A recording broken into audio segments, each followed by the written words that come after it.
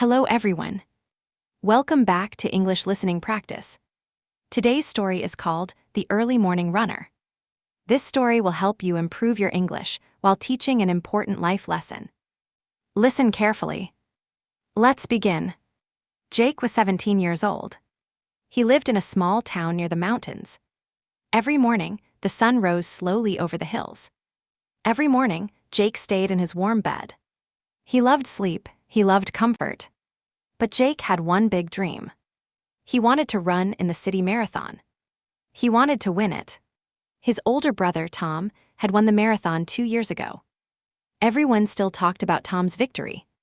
Jake wanted people to talk about him too. One evening, Jake told his father about his dream.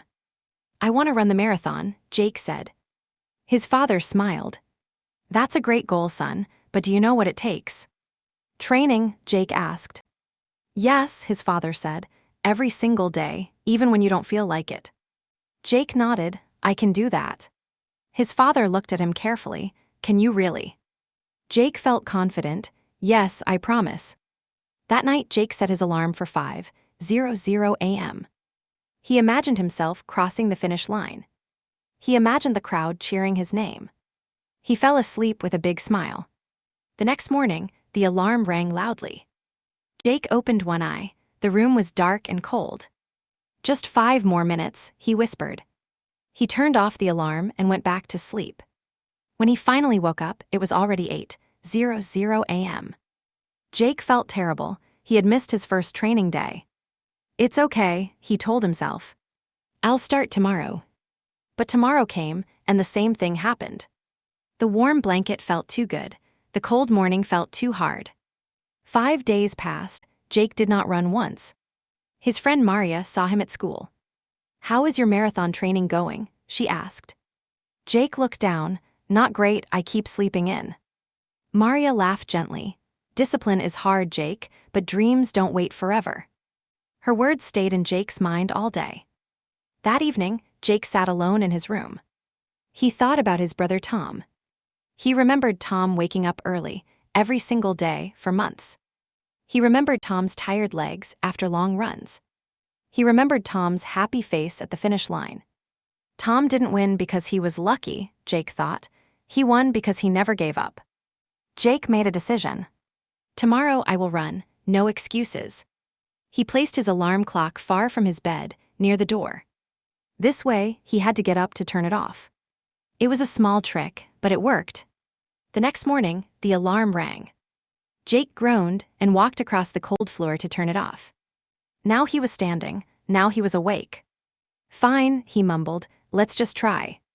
He put on his running shoes and stepped outside. The air was cold and fresh. The sky was dark blue, with a little orange light on the horizon. Jake started running. His legs felt heavy and slow. After 5 minutes, he wanted to stop. But he remembered Maria's words, "Dreams don't wait forever." He kept going. He finished his first run, 2 kilometers. It wasn't much, but it was something. Jake felt proud. For the first time in days, he smiled. The next day, Jake woke up again at 5:00 a.m. And the next day, too. Slowly, running became part of his life. Some mornings were easy, some mornings were very hard. One rainy morning, Jake almost stayed in bed. "It's raining. No one runs in the rain," he told himself. But then he thought about his goal. He put on a raincoat and ran anyway. The rain hit his face, his shoes got wet and heavy. But he finished his run, and he felt stronger than ever. Discipline was not about feeling motivated every day. Discipline was about running even when he didn't want to. Weeks passed, Jake's body changed. His legs became stronger, his breathing became easier. He could run 5 kilometers without stopping. Then 8 kilometers, then 12. His father watched him from the window every morning. One day, his father joined him outside. "I'm proud of you," he said. "You didn't give up." Jake smiled. "It was hard at first, really hard." "Most good things are hard at first," his father said. But then, something went wrong. 6 weeks before the marathon, Jake felt a sharp pain in his knee. He tried to keep running, but the pain got worse. His father took him to the doctor. You have a minor knee injury, the doctor said. You need 2 weeks of rest, no running. Jake felt his heart sink. 2 weeks, but the marathon is in 6 weeks. I'll lose all my progress. The doctor spoke calmly. If you don't rest now, you might not run at all. Not this year, not next year. Jake walked home in silence. His dream felt far away again.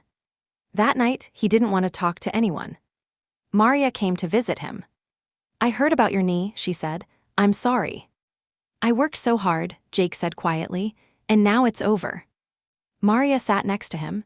It's not over. Rest is part of training too. Even athletes need to heal. Jake looked at her. You really think I can still do it? I think discipline isn't just about running, Maria said. It's also about resting when your body needs it. That takes strength too. Jake decided to trust the process. For 2 weeks, he rested his knee completely. It was difficult. He watched other runners outside his window every morning. But he used the time wisely. He read about running techniques. He watched videos about proper form. He ate healthy food. He did light stretching exercises the doctor allowed. After 2 weeks, the doctor checked his knee again. Good news, the doctor said. You can start running again, but start slowly. Jake nodded seriously. I will, I promise. Jake returned to training with a new mindset. He didn't rush, he listened to his body. Some days he ran fast, some days he ran slow. He learned that discipline also means patience. 4 weeks later, Jake could run the full marathon distance in practice. He felt ready, he felt strong.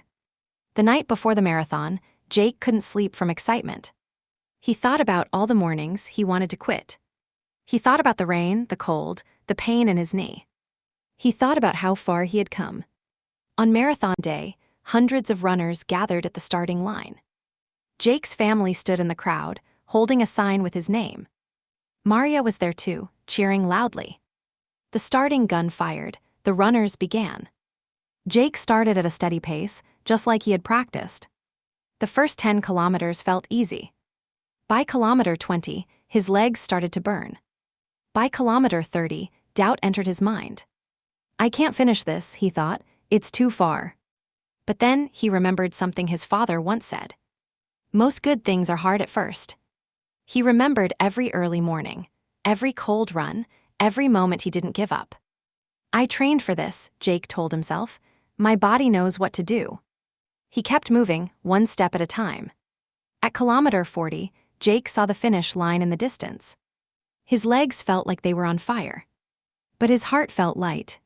He heard people cheering, he heard his name. With his last strength, Jake crossed the finish line. He raised his arms in the air. Maria ran to hug him. His father had tears in his eyes. You did it, his father said. I'm so proud of you. Jake smiled, exhausted but happy. I almost gave up so many times. But you didn't, his father said. That's what matters. That night, Jake sat outside, looking at the stars. He thought about the journey, the missed alarms, the rainy runs, the injury, the doubt. None of it had been easy. But every difficult morning had built the strength he needed for that final race. Jake realized something important. Talent could start a journey, but discipline finished it. Success didn't come from one lucky day. It came from hundreds of small, difficult choices, repeated every single day. Jake learned something that would stay with him forever. Discipline is not about being perfect every day. Discipline is about showing up even when it's hard, even when it's cold, even when you want to quit. Remember, discipline leads to success. Small daily actions build big dreams. Thank you for listening.